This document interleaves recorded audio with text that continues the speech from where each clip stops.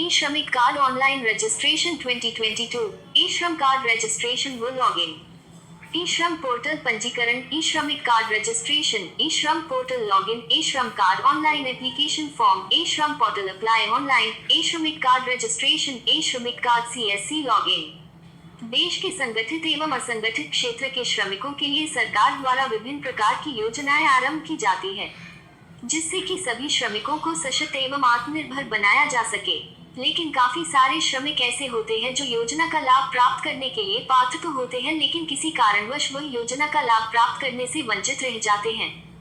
ऐसे सभी श्रमिकों के लिए भारत सरकार द्वारा ई-श्रम पोर्टल का शुभारंभ किया गया है।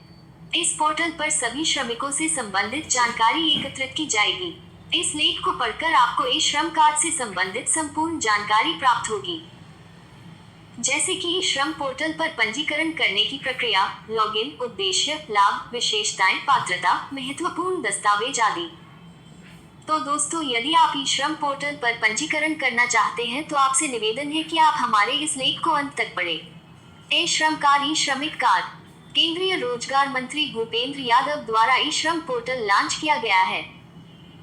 ई-श्रम कार्ड के माध्यम से 38 करोड़ असंगठित क्षेत्र के श्रमिकों का नेशनल डेटाबेस तैयार किया जाएगा, जो कि आधार से सीड किया जाएगा, जिससे मजदूरों, रेल पटरी वालों एवं घरेलू कामगारों को एक साथ जोड़ा जाएगा। पोर्टल पर श्रमिक का नाम, पता, शैक्षिक योग्यता, कौशल का प्रकार, परिवार से संबंधित जानकारी आदि दर्ज की जाएगी। श्रमिकों को एक साथ जोड़ने के साथ साथ ही श्रम कार्ड के माध्यम से उनको कई तरह की सुविधाएं भी प्रदान की जाएंगी। सभी पंजीकृत श्रमिकों को एक 12 अंकों का ई कार्ड प्रदान किया जाएगा, जो कि पूरे देश में मान्य होगा। इस कार्ड के माध्यम से श्रमिकों को कई तरह की योजनाओं का लाभ भी पहुंचाया जाएगा। ई-श्रम पोर्टल कार्ड के माध्यम से श्रमिकों को उनके काम के आधार पर बांटा जाएगा, जिससे कि उनको रोजगार प्रदान करने में भी सहायता प्राप्त होगी। इसके अलावा डेटाबेस के माध्यम से सरकार को श्रमिकों के लिए विभिन्न प्रकार की योजनाएं लॉन्च करने एवं उनका बेहतर संचालन करने में भी सहायता प्राप्त होगी। ई-श्रम पोर्टल का संचालन लेबर एंड एम्प्लॉयमेंट मिनिस्ट्री द्वारा किया जाएगा। 3.9 करोड़ श्रमिकों का खाता नहीं है आधार से लिंक। 29 अक्टूबर 2021 तक ई-श्रम पोर्टल पर 5.29 करोड़ असंगठित क्षेत्र के श्रमिकों द्वारा पंजीकरण करवा लिया गया है। इन सभी पंजीकृत श्रमिकों द्वारा प्रदान की गई जानकारी के अनुसार 74.78% या 3.9 करोड़ श्रमिकों के बैंक खाते आधार से लिंक नहीं है। इन सभी श्रमिकों के पास आधार कार्ड उपलब्ध है। किसी भी सरकारी योजना के तहत लाभ या सब्सिडी प्राप्त करने के लिए लाभार्थी का खाता आधार से लिंक होना अनिवार्य है। यदि लाभार्थी का बैंक खाता आधार से लिंक नहीं है तो उनको खाते में सब्सिडी नहीं प्रदान की जाती है। ई-श्रम पोर्टल को संभालने वाले महानिदेशालय श्रम कल्याण ने अब अलग अलग बैंकों को यह निर्देश देने आरंभ कर दिए हैं कि वे यह सुनिश्चित करें कि उनके बैंक में खाते आधार से लिंक हो। सभी श्रमिकों के खाते आधार से लिंक होते ही पंजीकरण प्रक्रिया में तेजी आएगी। ई-श्रम कार्ड के लिए मार्च 2022 तक 38 करोड़ से अधिक अनौपचारिक क्षेत्र के श्रमिकों को पंजीकृत करने का लक्ष्य निर्धारित किया गया है। इस पोर्टल पर असंगठित क्षेत्र के श्रमिकों को अपना विवरण, जैसे कि उनका वर्तमान रोजगार स्थिति, कौशल प्रकार, परिवार का विवरण, पता, स्थान आदि भी दर्ज करना अनिवार्य है। ई-श्रम पोर्टल के माध्यम से सभी पंजीकृत श्रमिकों का डेटाबेस सरकार तक पहुंच जाएगा, जिससे कि सरकार द्वारा श्रमिकों तक विभिन्न कल्याणकारी योजनाओं का लाभ पहुंचाया जाएगा। समस्या आने पर करें हेल्प डेस्क नंबर पर संपर्क। जैसे कि आप सभी लोग जानते हैं, श्रम पोर्टल को सरकार द्वारा असंगठित क्षेत्र के कामगारों का डेटाबेस तैयार करने के लक्ष्य से आरंभ किया गया है। ई-श्रम कार्ड का शुभारंभ 26 अगस्त 2021 को किया गया था। इस पोर्टल पर पंजीकरण करवाकर श्रमिक सरकार द्वारा प्रदान की जाने योजनाओं का लाभ प्राप्त कर सकते हैं। इस पोर्टल को केंद्रीय श्रम एवं रोजगार मंत्री भूपेंद्र यादव द्वारा लॉन्च किया गया था। यदि आपने अब तक ई-श्रम पोर्टल पर अपना पंजीकरण नहीं करवाया है तो आप जल्द से जल्द ई-श्रम कार्ड के लिए अपना पंजीकरण करवा लें। यदि आपको पंजीकरण करते समय कोई भी समस्या आती है तो आप हेल्प नंबर पर संपर्क कर सकते हैं। इस बात की जानकारी श्रम एवं रोजगार मंत्रालय द्वारा ट्वीट के माध्यम से उपलब्ध करवाई गई है। इस पोर्टल पर असंगठित क्षेत्र के श्रमिक खुद, सामान्य सेवा केंद्र या फिर राज्य सरकार के केंद्रीय कार्यालय के माध्यम से पंजीकरण करवा सकते हैं। पंजीकरण के दौरान कोई भी समस्या आती है तो हेल्प डेस्क नंबर 14434 पर संपर्क किया जा सकता है। 3 करोड़ से अधिक श्रमिकों ने करवाया ई श्रम कार्ड पंजीकरण। भारत सरकार द्वारा सभी असंगठित क्षेत्र के श्रमिकों का डाटाबेस तैयार करने के लिए 26 अगस्त 2021 को ई श्रम पोर्टल लॉन्च किया गया था। ई श्रम पोर्टल पर प्रवासी श्रमिक, निर्माण श्रमिक और प्लेटफॉर्म श्रमिक सहित असंगठित श्रमिकों का नेशनल डाटाबेस तैयार किया जाएगा, जिससे कि इन सभी श्रमिकों तक सरकार द्वारा आरंभ की गई विभिन्न योजनाओं का लाभ पहुंचाया जा सके। अब तक इस पोर्टल पर देश भर के 3 करोड़ से अधिक असंगठित क्षेत्र के श्रमिकों ने अपना पंजीकरण करवाया है। इस बात की जानकारी श्रम एवं रोजगार मंत्री भूपेंद्र यादव द्वारा ट्वीट के माध्यम से प्रदान की गई है। इस पोर्टल के माध्यम से देश के करीब 38 करोड़ से अधिक असंगठित क्षेत्र के कामगारों को लाभ पहुंचेगा। इस पोर्टल पर पंजीकरण करने के पश्चात श्रमिकों को ई श्रम कार्ड मुहैया कराया जाएगा, जिसके माध्यम से श्रमिकों द्वारा विभिन्न प्रकार की योजनाओं का लाभ प्राप्त किया जा सकेगा। ई श्रम पोर्टल पर पंजीकृत श्रमिकों को प्रदान किया जाएगा बीमा कवर। श्रम एवं रोजगार मंत्री द्वारा पंजीकरण से होने वाले लाभों के बारे में भी जानकारी प्रदान की गई। ई श्रम पोर्टल असंगठित श्रमिकों का राष्ट्रीय डेटाबेस तैयार करेगा, जिससे कि सरकार को श्रमिकों के लिए विभिन्न प्रकार की कल्याणकारी योजनाओं को लॉन्च करने एवं प्रत्येक पात्र नागरिक तक योजना का लाभ पहुंचाने में सहायता प्राप्त होगी। भारत सरकार सभी राज्य सरकारों एवं अन्य हितग्राहियों के साथ पोर्टल पर श्रमिकों का पंजीकरण करने में सक्रिय रूप से सहयोग कर रही है। पोर्टल पर रजिस्टर्ड श्रमिक की यदि किसी दुर्घटना में मृत्यु हो जाती है तो उसे 2 लाख रुपए का बीमा कवर प्रदान किया जाएगा। इसके अलावा दुर्घटनावश स्थायी विकलांगता होने पर 2 लाख रुपए एवं आंशिक विकलांगता होने पर 1 लाख रुपए प्रदान करने का भी प्रावधान इस पोर्टल पर पंजीकृत श्रमिक के लिए निर्धारित किया गया है। श्रम एवं रोजगार मंत्रालय। श्रम एवं रोजगार मंत्रालय भारत सरकार के सबसे पुराने महत्वपूर्ण मंत्रालयों में से एक है। इस मंत्रालय की मुख्य जिम्मेदारी श्रमिकों एवं समाज के गरीब वंचित वर्गों के हित की सामान्य रूप से रक्षा करना है। यह मंत्रालय उच्च उत्पादन और उत्पादकता के लिए एक स्वस्थ कार्य वातावरण भी बनाता है। इसके अलावा मंत्रालय द्वारा कौशल प्रशिक्षण भी प्रदान किया जाता है, जिससे कि श्रमिकों को रोजगार उपलब्ध हो सके। श्रम एवं रोजगार मंत्रालय द्वारा संगठित एवं असंगठित क्षेत्र कल्याण को बढ़ावा भी दिया जाता है। इसके अलावा श्रम बल को सामाजिक सुरक्षा भी प्रदान की जाती है। यह मंत्रालय विभिन्न प्रकार के श्रम कानूनों के अधिनियम के माध्यम से विभिन्न प्रकार की योजनाओं का कार्यान्वयन करता है, जिससे कि श्रमिकों को रोजगार प्रदान किया जा सके। मंत्रालय द्वारा श्रमिकों को विभिन्न प्रकार की योजनाओं का लाभ भी प्रदान किया जाता है। पंजीकरण के पश्चात श्रमिक प्राप्त कर सकेंगे विभिन्न योजनाओं का लाभ। पोर्टल पर पंजीकृत श्रमिक भविष्य में सरकार की सामाजिक सुरक्षा योजना का लाभ भी प्राप्त कर सकेंगे। कंस्ट्रक्शन वर्कर, प्रवासी मजदूर, रेल पटरी वाले असंगठित क्षेत्र के श्रम पोर्टल पर अपना पंजीकरण करवा सकते हैं। इसके अलावा प्रधानमंत्री श्रम मानधन योजना, प्रधानमंत्री सुरक्षा बीमा योजना, प्रधानमंत्री जीवन ज्योति बीमा योजना आदि का लाभ पंजीकृत श्रमिकों को प्रदान किया जाएगा। श्रमिकों को इस पोर्टल के माध्यम से सामाजिक सुरक्षा योजना का भी लाभ प्राप्त हो सकेगा। प्रधानमंत्री श्रम योगी मानधन योजना के अंतर्गत 3,000 रुपए प्रति माह की प्राप्ति इस पोर्टल पर अपना पंजीकरण करवाकर प्राप्त की जा सकती है। श्रम एवं रोजगार मंत्री द्वारा की गई अपील। श्रम एवं रोजगार राज्य मंत्री रामेश्वर तेली द्वारा सभी असंगठित क्षेत्र के कामगारों को इस श्रम पोर्टल पर आवेदन करने के लिए अपील की गई है। इसके अलावा उनके द्वारा श्रमिकों के अंतर्गत जागरूकता फैलाने के लिए समर्थन देने का भी आग्रह किया गया है। अब तक इस पोर्टल पर लगभग 1 करोड़ श्रमिक अपना पंजीकरण करा चुके हैं। पंजीकृत श्रमिकों को ई श्रम कार्ड, कोविड-19 राहत योजना, अटल बीमित व्यक्ति कल्याण योजना एवं बीड़ी श्रमिक कार्ड भी प्रदान किए जाएंगे। सभी श्रमिकों को एक 12 अंकों का यूनिवर्सल अकाउंट नंबर एवं श्रम कार्ड जारी किया जाएगा, जो कि पूरे देश में मान्य होगा।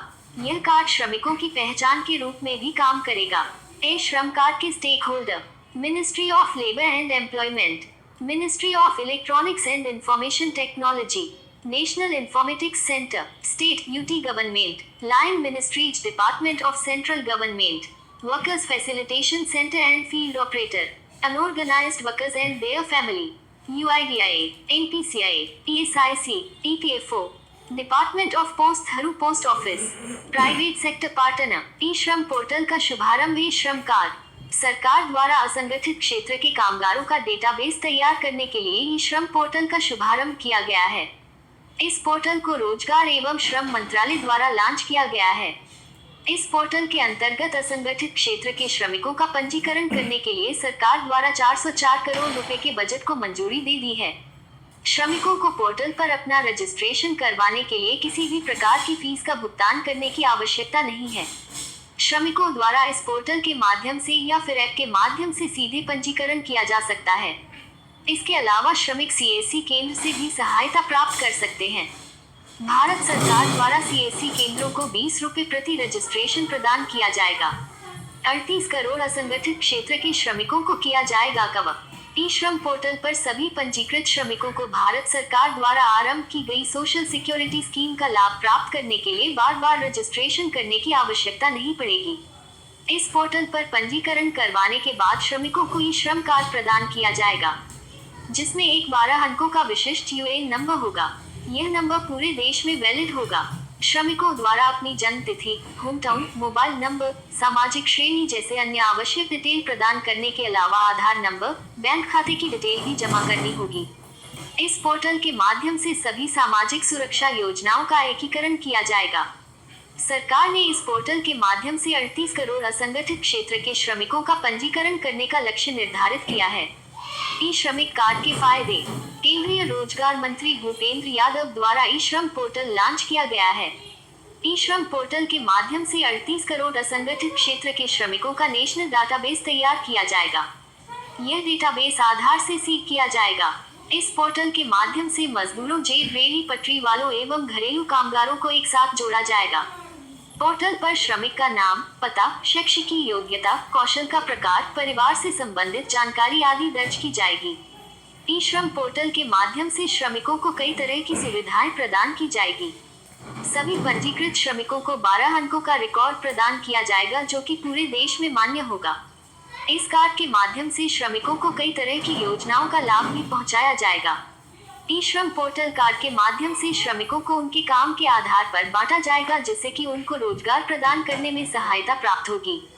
डेटाबेस के माध्यम से सरकार को श्रमिकों के लिए विभिन्न प्रकार की योजना लॉन्च करने एवं उनका संचालन करने में भी सहायता प्राप्त होगी। इस पोर्टल का संचालन लेबर एवं एम्प्लॉयमेंट मिनिस्ट्री द्वारा किया जाएगा। ई श्रम कार्ड का उद्देश्य।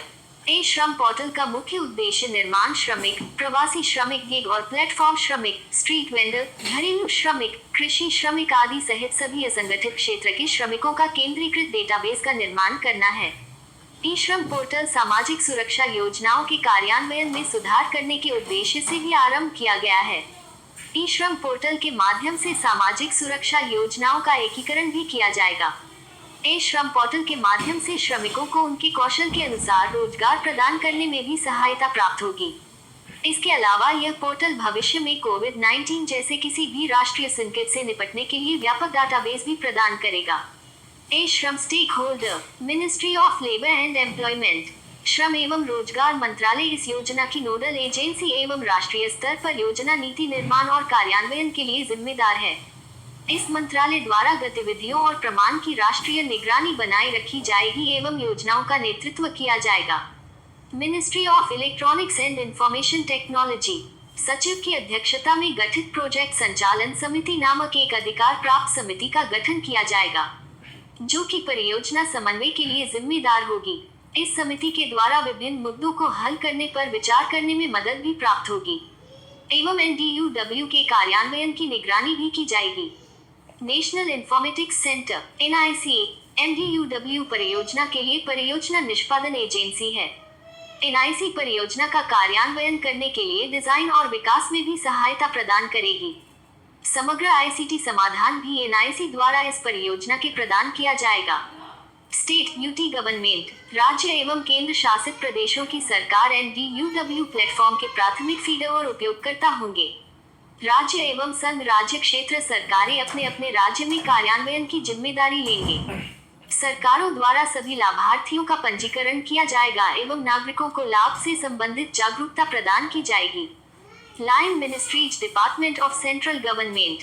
केंद्र सरकार के मंत्रालय एवं विभाग भी उनके द्वारा मॉनिटर किए जाने वाले असंगठित क्षेत्र के कामगारों के लिए हितधारक होगा। सभी सरकार एवं उनके विभाग के अंतर्गत कार्यरत असंगठित क्षेत्र के श्रमिक का डाटा पोर्टल को प्रदान किया जाएगा। Workers facilitation centre and field operator.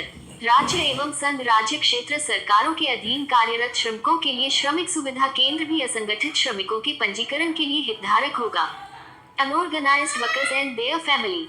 NDUW असंगठित कामगारों को सामाजिक सुरक्षा योजनाओं प्राप्त करने और भविष्य में सामाजिक सुरक्षा संहिता के अनुसार लाभ प्राप्त करने के लिए एक राष्ट्रीय मंच होगा। UIDAI परियोजना का एक महत्वपूर्ण भागीदार है। UIDAI के माध्यम से सत्यापन किया जाता है एवं आधार आधारित पंजीकरण प्रक्रिया को समय समय पर पूरा किया जाता है। UIDAI सभी महत्वपूर्ण जानकारी पोर्टल के साथ साझा करता है।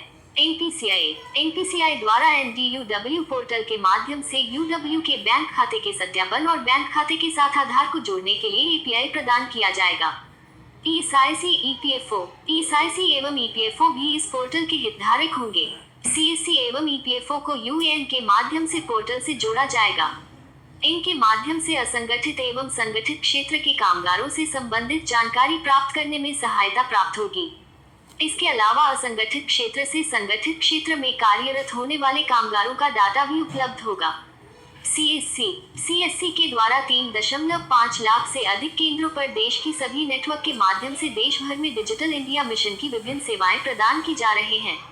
CSC के माध्यम से आप विभिन्न प्रकार की योजनाओं के अंतर्गत नामांकन कर सकते हैं। यह एक नामांकन एजेंसी के रूप में कार्यरत है। Department of post through post office. डाक विभाग के अंतर्गत लगभग 1.55 लाख डाकघर संचालित किए जाते हैं। यह डाकघर पूरे भारत में आधार आधारित सेवाएं प्रदान करते हैं। डाकघर CSCSPV की तर्ज पर नामांकन एजेंसी के रूप में काम करेंगे। Private sector partner. मंत्रालय द्वारा निजी क्षेत्र की भागीदारी जैसे कि असंगठित श्रमिकों के नियोक्ता, गिग और प्लेटफॉर्म एग्रीगेटर, दुग्ध संघ, सहकारी समितियों के साथ काम करने वाले असंगठित श्रमिकों का पंजीकरण किया जाएगा।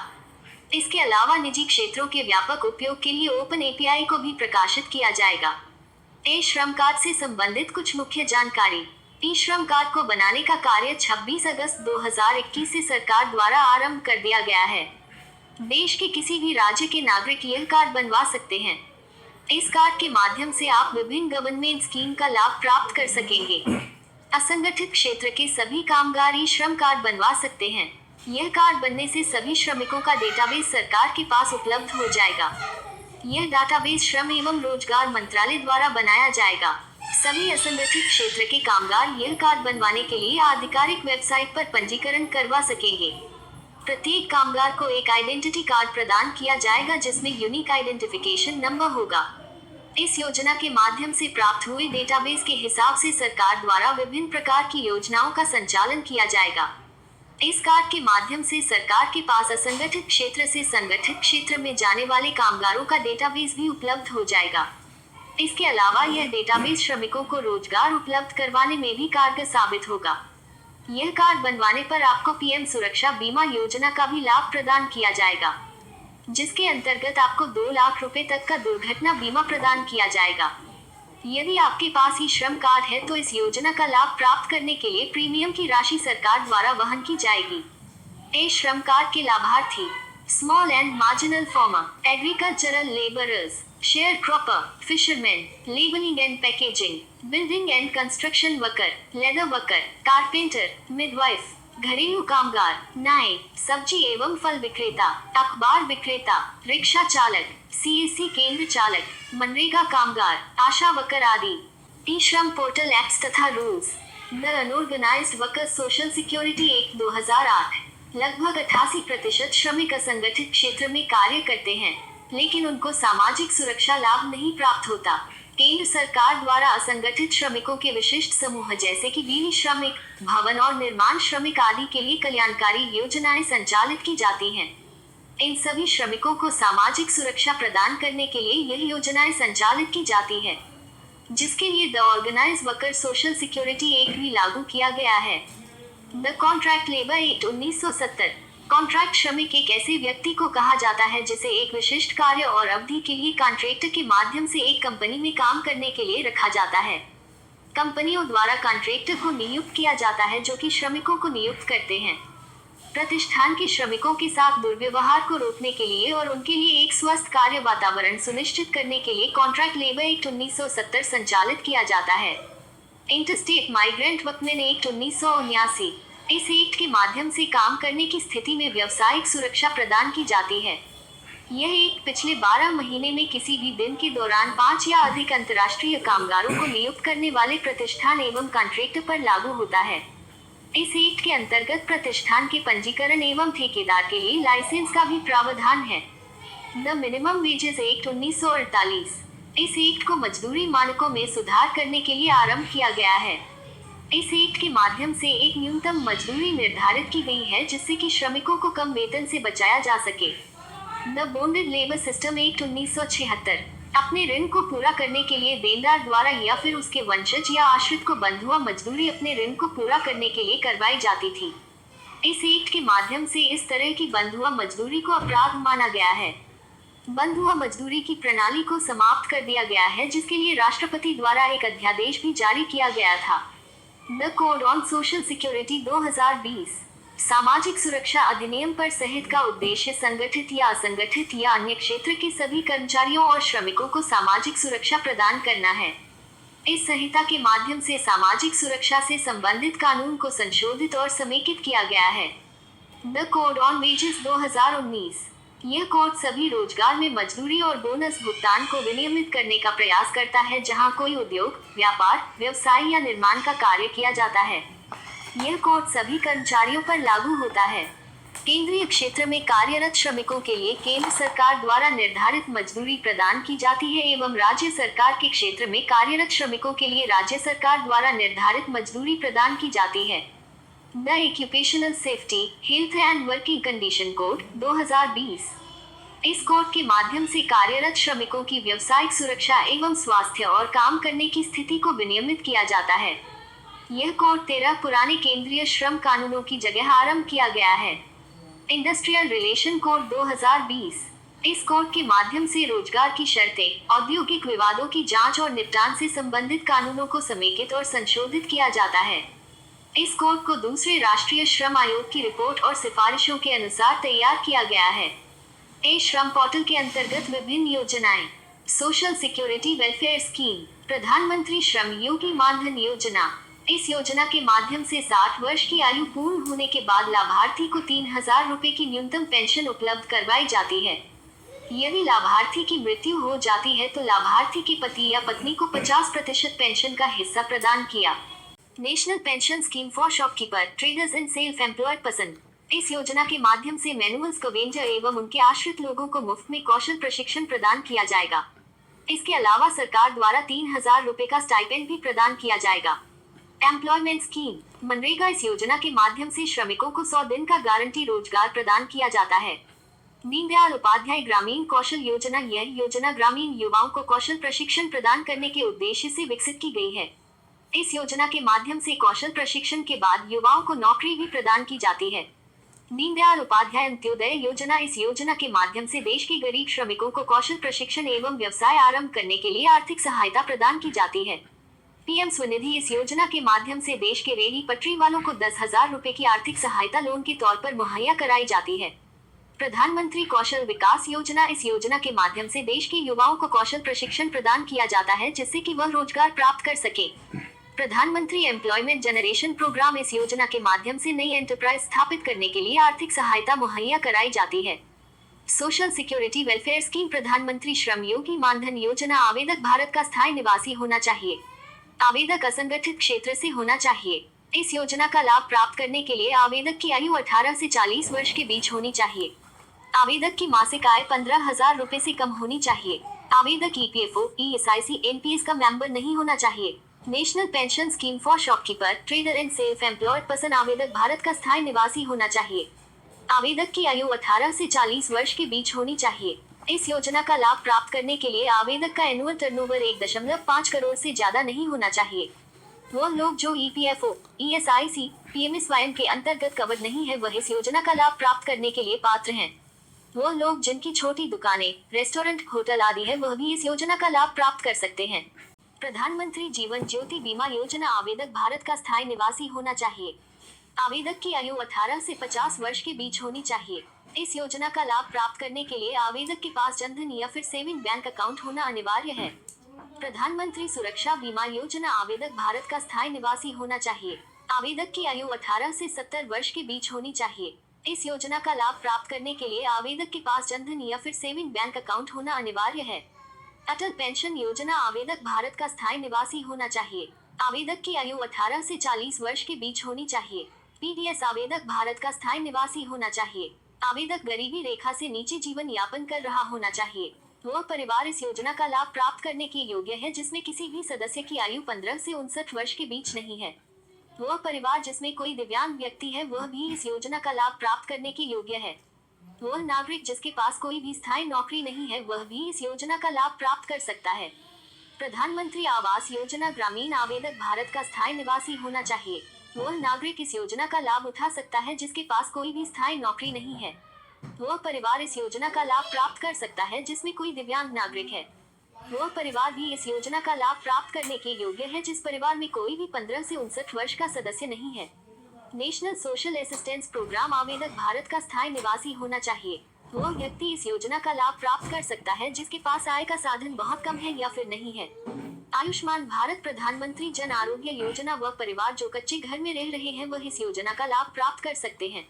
यदि परिवार में 16 से 59 वर्ष के बीच कोई भी सदस्य नहीं है तो वह परिवार इस योजना का लाभ प्राप्त कर सकता है।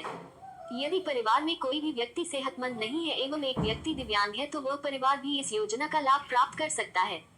मैनुअल स्कवेंजर्स फैमिली वह परिवार जिनके पास कोई भी जमीन नहीं है एवं परिवार की मुख्य आय का साधन मैनुअल लेबर है। वह परिवार इस योजना का लाभ प्राप्त करने के पात्र है जिस परिवार में कोई भी आय अर्जित करने वाला नागरिक जिसकी आयु 16 से 59 वर्ष के बीच है उपस्थित नहीं है। Health insurance scheme for weavers आवेदक भारत का स्थायी निवासी होना चाहिए। वीवर द्वारा कम से कम 50% इनकम हैंडलूम वीविंग से प्राप्त होनी चाहिए। नेशनल सफाई कर्मचारी फाइनेंस एंड डेवलपमेंट कॉर्पोरेशन आवेदक भारत का स्थायी निवासी होना चाहिए। आवेदक सफाई कर्मचारी या फिर मैनुअल स्कवेंजर होना चाहिए। Self employment scheme for rehabilitation of manual scavengers आवेदक भारत का स्थायी निवासी होना चाहिए। आवेदक आइडेंटिफाइड मानव स्कवेंजर होना चाहिए। इस योजना का लाभ प्राप्त करने के लिए केवल परिवार का एक ही सदस्य आवेदन कर सकता है। एम्प्लॉयमेंट स्कीम मनरेगा आवेदक भारत का स्थायी निवासी होना चाहिए। आवेदक की आयु 18 वर्ष या फिर उससे ज्यादा होनी चाहिए एवं वह ग्रामीण क्षेत्र का निवासी होना चाहिए। दीनदयाल उपाध्याय ग्रामीण कौशल योजना आवेदक भारत का स्थायी निवासी होना चाहिए। इस योजना का लाभ प्राप्त करने के लिए आवेदक की आयु 15 से 35 वर्ष के बीच होनी चाहिए। महिलाओं एवं वल्नरेबल ग्रुप के लिए अधिकतम आयु 45 वर्ष निर्धारित की गई है। दीनदयाल उपाध्याय अंत्योदय योजना इस योजना का लाभ प्राप्त करने के लिए आवेदन भारत का स्थायी निवासी होना चाहिए। पीएम स्वनिधि आवेदक भारत का स्थायी निवासी होना चाहिए। आवेदक सभी में आइडेंटिफाई होना चाहिए। आवेदक के पास सर्टिफिकेट ऑफ वेंडन या फिर आइडेंटिटी कार्ड होना चाहिए जो कि अब लोकल बॉडी द्वारा दिया गया हो। प्रधानमंत्री कौशल विकास योजना आवेदक भारत का स्थायी निवासी होना चाहिए। इस योजना का लाभ प्राप्त करने के लिए 10वीं कक्षा उत्तीर्ण होनी चाहिए। आवेदक की आयु 18 से 45 वर्ष के बीच होनी चाहिए।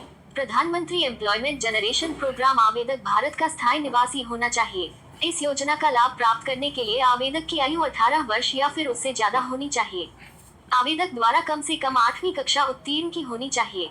महत्वपूर्ण दस्तावेज आधार नंबर से link mobile number, saving bank account number, IFSC code, ration card, आय प्रमाण पत्र, निवास प्रमाण पत्र, आयु का प्रमाण, passport size photograph, mobile number. E Shramik card online registration प्रक्रिया। ई श्रम कार्ड रजिस्ट्रेशन सर्वप्रथम आपको ई श्रम पोर्टल की आधिकारिक वेबसाइट पर जाना होगा।